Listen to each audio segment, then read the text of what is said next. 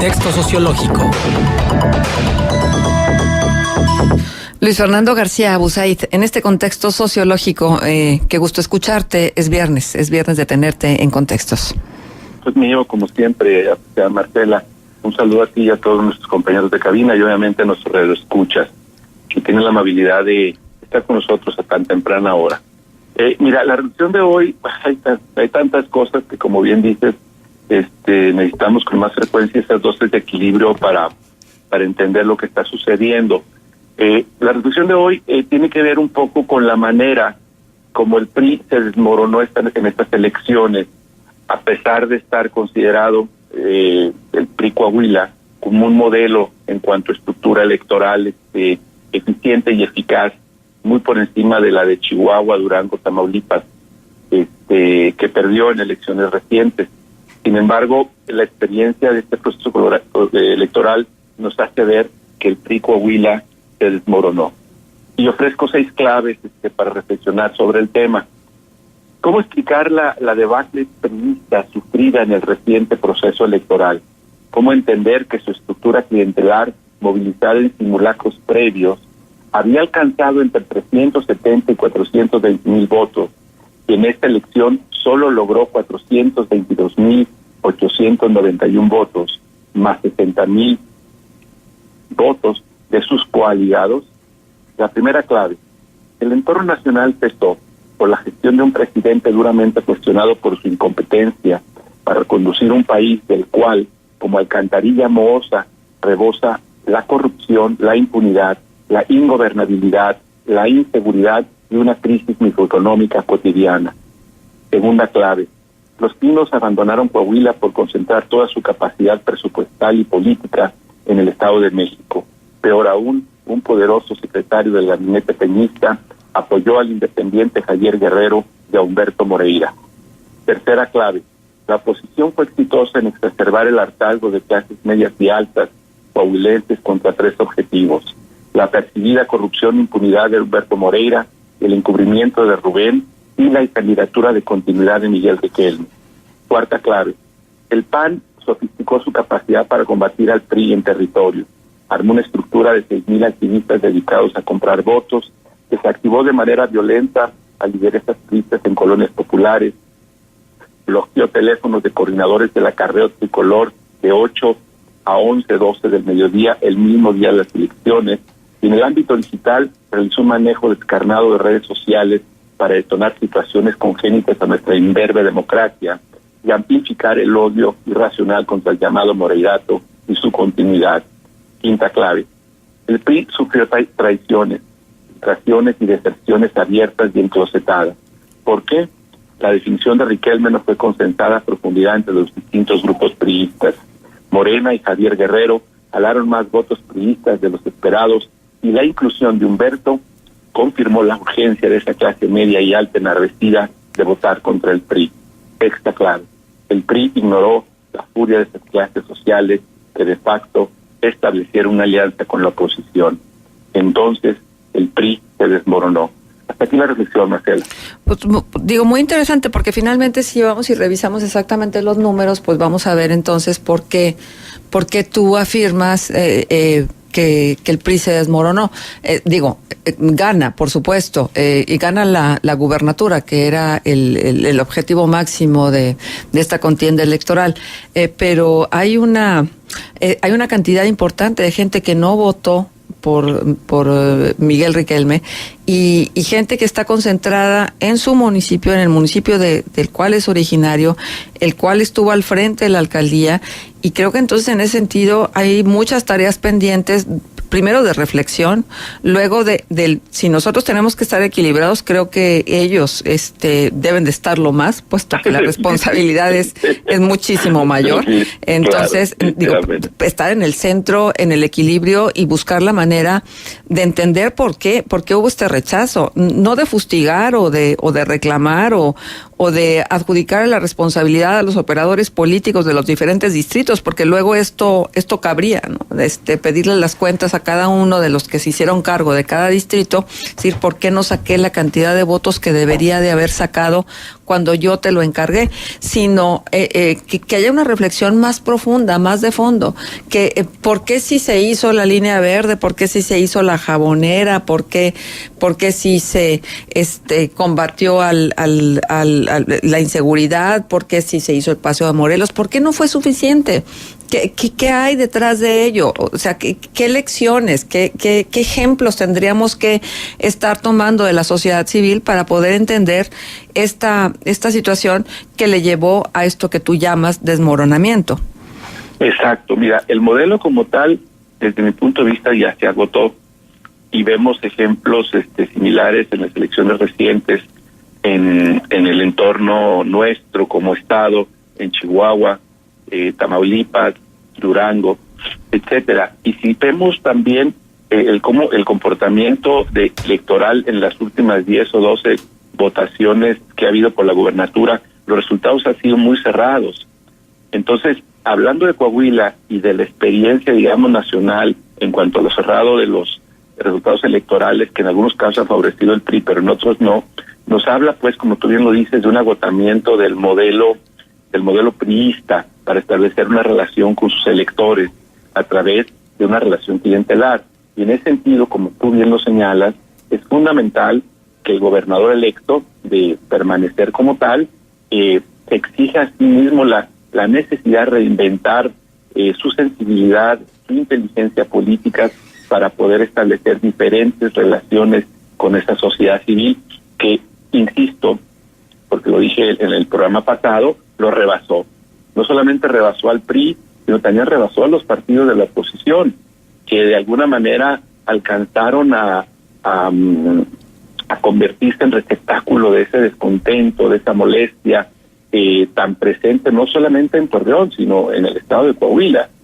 Entonces, en ese sentido, sí el gobernador electo, insisto, de llegar a ser el gobernador ya constitucional, habría de tener la sensibilidad e inteligencia política suficientes como para reinventar las formas, las maneras de hacer política.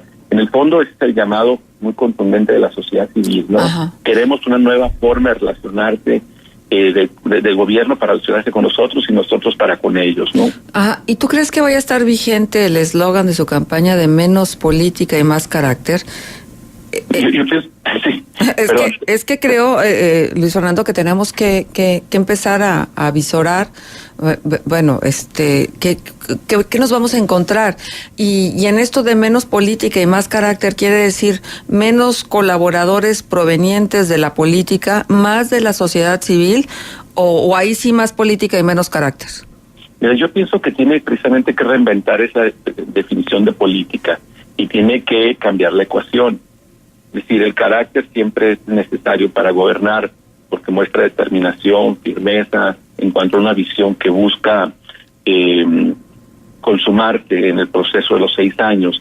Pero la política en este caso debe jugar un peso tan importante como el carácter o más aún, ¿no? Porque la exigencia de la sociedad en su conjunto es esta. Está exigiendo una nueva forma de relacionarse precisamente con la sociedad civil y una de ellas de manera muy puntual implicaría o exigiría la ciudadanización del poder público, es decir, la participación activa y crítica de la ciudadanía en la toma de decisiones de gobierno, un poco estableciendo el principio de gobernanza que en algunos momentos de manera intermitente pero sólida se dieron en Torreón, como en el caso de Moreliando, que de alguna manera participó de manera significativa para definir la recuperación del centro histórico, el rediseño del Paseo Morelos, etcétera, con críticas fuertes también a la autoridad por actos de corrupción que ellos en su momento señalaron.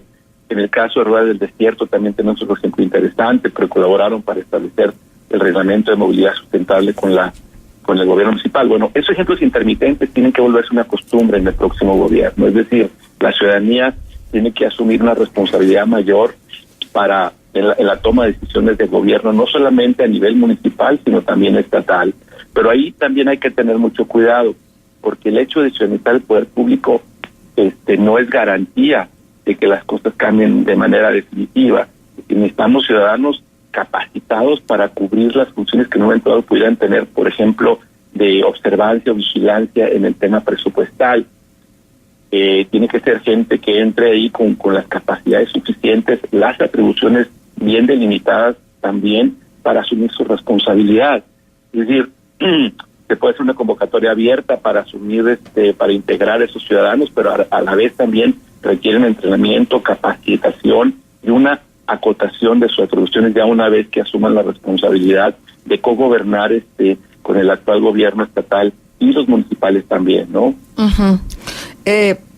Sería importante dentro de estas reflexiones ir y preguntarnos cómo gana el PRI o cómo pierde el PAN. Sí, claro, definitivamente. De hecho, esa otra reflexión también la tengo más o menos trabajada, ¿no? Y bueno, sí, definitivamente las dos preguntas son, digamos, el reverso de la que estoy haciendo ahorita, ¿no? Uh-huh. Cuando hablo del desmoronamiento del PRI, estoy hablando un poco también de la manera como el PAN hace un esfuerzo muy, muy sólido para ganar las elecciones.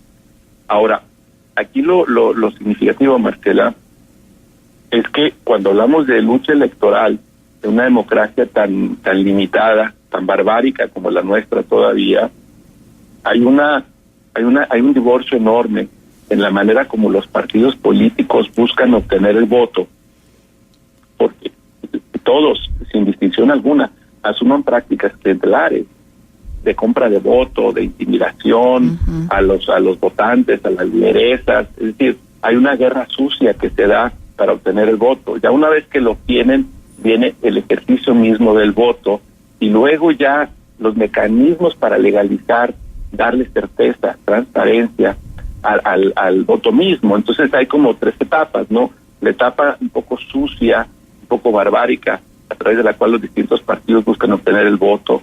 Quítale el poco, Luis Orlando, quítale el poco, porque en esta ocasión no fue poco, fue mucho. Bueno, el mucho, pues no. De todas maneras, son barbáricas, sucias, y ahí no podemos distinguir a nadie, a ningún partido político como, digamos, como el bueno de la película. Es decir, ellos están obligados y de una manera muy triste lo digo también, ¿no? Por la manera como se hace política en nuestro país, para asumir esa lucha en la sociedad, ¿verdad? Y el estercolero en el que se mueve. La segunda etapa ya es el voto mismo, ¿verdad? Que se da con cierta acotada por preceptos legales muy sólidos, pero luego viene la otra parte que es la más compleja y que y hay un divorcio muy grande entre la certeza que tenemos cuando emitimos el voto y las maneras como se procesa, ¿verdad? El voto ya una vez instalado en las urnas, y que es un poquito el meollo del conflicto que hay ahorita aquí en Coahuila, ¿no? Y que el PAN habrá de probar con la certeza jurídica necesaria, ¿verdad? Todas las acusaciones que están asumiendo como verídicas, ¿no? Ajá. Entonces sí, esas tres etapas están ahí, hombre, y es terrible porque uno diría pues, que la democracia es otra cosa. Sí, claro que lo es, pero dado el desarrollo mismo de nuestro país en términos políticos, pues eso es lo que tenemos, ¿no? Uh-huh. Déjame preguntarte algo que tiene que ver con un tema que está muy fresquito, ¿no? Y que ha cobrado los primeros espacios informativos, que es el tema de la ley del Sistema Nacional Anticorrupción y de los sistemas locales anticorrupción, sobre todo después de que trascendió alguna propuesta que se hizo por ahí, que puso por delante Jesús de León Tello. Y yo te quiero preguntar entonces, dentro de todo de este escenario que se ha descrito, el tema de la corrupción, ¿qué papel juega? Sobre todo sabiendo que quienes ejercen el poder son los más proclives a la corrupción, no porque el resto de la sociedad o de los empresarios o de los partidos esté exento, pero finalmente son los que tienen el poder y son los que hacen luego los negocios y las relaciones y todo esto que ya sabemos. ¿Cómo se van a desembarazar de esto? Sobre todo teniendo la sombra de un apellido de gobernantes, de uno que está por salir, de uno que ya salió, pero que no quiere dejar la escena pública y que están muy vinculados al tema corrupción, o cómo quitarse de encima lo que tiene que ver con el actuar del presidente de la República y los casos de corrupción en los que ha sido señalado. Entonces, ¿cómo se va a trabajar esto y qué oportunidades tiene? Mira, yo pienso que es una oportunidad histórica para el gobernador electo de ser asumido como gobernador constitucional para reinventarse. De hecho, como tal, y dejar en el pasado todas las críticas que lo señalan como el continuismo directo de Humberto y de Rubén Moreira, ¿no? Entonces, en ese sentido, cuando hablamos de reinvención de la política, este es el punto, digamos, toral, ¿no? ¿Por qué? Te preguntarás. Bueno, porque es precisamente el corazón que resume la indignación y el hartazgo de la sociedad civil en su conjunto. Y en esa misma medida hay una oportunidad del otro lado, tanto del Congreso como de la sociedad civil, para coaligar esfuerzos de manera articulada, organizada y sistemática para insistir en ese punto. Entonces, y yo veo con optimismo, un optimismo cauto, sin embargo, ¿no? Ese hecho. Por un lado veo la exigencia que tendría el gobierno estatal para reinventarse a raíz de ese punto, a partir de ese punto, y por otro lado veo un Congreso, en este caso mayoritariamente de oposición, y a una sociedad civil con una oportunidad histórica para dejar una huella profunda en este tema que tanto duele y agravia a la sociedad coahuilense y mexicana, ¿no? Sí. Entonces veo con cautela, pero también con optimismo, esa posibilidad que se presenta para ambas partes, ¿no? Ahora, ¿qué falta? Si bien recordamos, la sociedad civil coahuilense y en particular la torreonense, ¿no? Armó distintos encuentros con los candidatos para que firmaran distintos tipos de agendas, ¿no? Hubo agendas estrictamente políticas, pero también de género, hubo unas agendas también a favor de la familia, en el sentido tradicional del término, etcétera, ¿no? Pero si tú me preguntaras, ¿cuál es la agenda central de todas las agendas que firman los candidatos? Es esta, la ley estatal anticorrupción, porque, insisto, es el corazón, es la médula, ¿verdad?, que ha desatado este hartazgo y descontento por parte de la sociedad civil y con toda justicia. Entonces, de esa misma manera, ojalá que el Congreso y que la sociedad civil, ¿verdad?, establezcan una estrategia conjunta para realmente llevar a feliz puerto este tema que es tan importante para todos nosotros. Sí. ¿Qué faltaría en el caso de la sociedad civil? Que más allá de la dimensión popular que guardan, establezca una relación más estrecha con la sociedad común, con la gente, digamos, estudiantes, maestros, amas de casa, para que entiendan y asuman el tema como propio y valoren el esfuerzo que en un momento harían tanto las organizaciones de la sociedad civil como el Congreso para definir ese tema por el bien de todos nosotros. Ajá.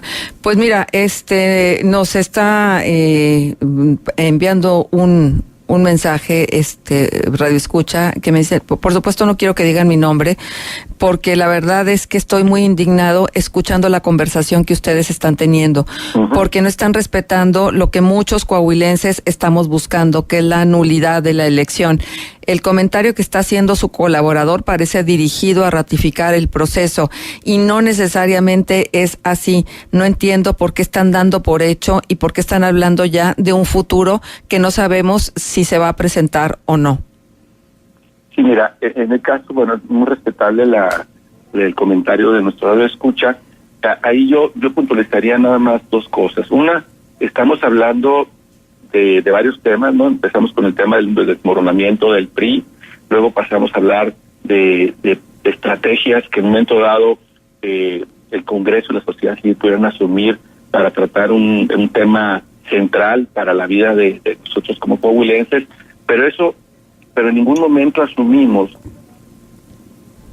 que el gobernador electo habría de ser el constitucional, o asumí yo al menos, ¿no? Es decir, existe la posibilidad, pero al día de hoy él es el gobernador electo. Ahora, el tema de la nulidad, hablando de manera un poco más directa, ¿no? Es un tema que el PAN y la oposición tienen que probar, y está en todo su derecho para hacerlo. Y está muy próximo, y desde el punto de vista legal, ya entró la impugnación el pasado miércoles, en un evento que hubo en Saltillo, ¿no? Y están ellos muy optimistas de que la puedan lograr. En la medida que la nulidad sea un hecho, ¿verdad?, habremos de dar cuenta precisamente en este espacio sobre el avance del mismo y el resultado final de lo que puedan obtener, ¿no? Pero al día de hoy, los hechos hablan de que hay un gobernador electo que puede ser el constitucional, hay un proceso de impugnación y hay que esperar a ver qué dicen los hechos jurídicos como verdad final, ¿no? Mira, nos preguntan, me gustaría que el colaborador respondiera lo siguiente: ¿ganaría nuevamente el PRI con Miguel Riquelme contendiendo solo contra Guillermo Anaya? Bueno, mira, ahí si sería la nulidad, lo cual todavía es una suposición no cierta todavía, ¿no? Porque desde el punto de vista jurídico no ha llegado al máximo, no ha pasado el proceso de evaluación, digamos, de pruebas. Veo, mira, depende. O sea, yo pienso que si Guillermo Anaya va aliado con Guerrero y con Guadiana, como era la expectativa original fallida, ¿no? Tendría mucho más posibilidades Guillermo Anaya de ganar las elecciones.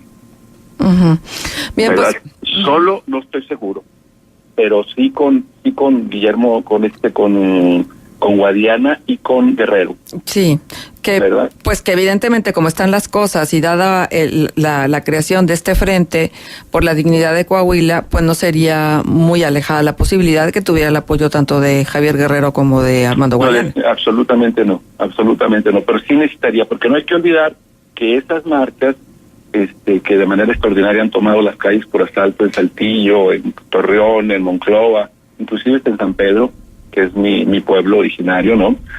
Y que no lo menciona nadie, pero ahí también salió la gente a marchar, ¿no? Hablan pues de un porcentaje muy significativo de la sociedad que está en contra de lo sucedido, pero también hay otro sector, el sector de la estructura propiamente clientelar del PRI, ¿no? Que está alerta a lo que está sucediendo y que en un momento dado también irrumpiría en la escena electoral de consumarse la nulidad para acudir a las urnas y votar por Miguel Riquelme, ¿no? Entonces, ¿a dónde voy con el comentario? No quisiera que se creara un espejismo de que todos o la ciudadanía en su totalidad apoyan a Guillermo Anaya, a Javier Guerrero o a Guadiana. Hay un porcentaje muy significativo, particularmente de personas que viven o habitan en sectores populares, que siguen apoyando a Miguel Riquelme. Entonces, digo, el PRI se desmoronó, pero logró una cantidad importante de votos que dio una diferencia de 30,000 para poder obtener la victoria en este momento, ¿no? Bueno. Pues sí, hay que meterse más a los números para poder emitir un comentario respecto a esto. Claro. Pues muchísimas gracias, Luis Fernando, por estar con nosotros y por traernos este tema. Al contrario, muy amable. Gracias, hasta pronto.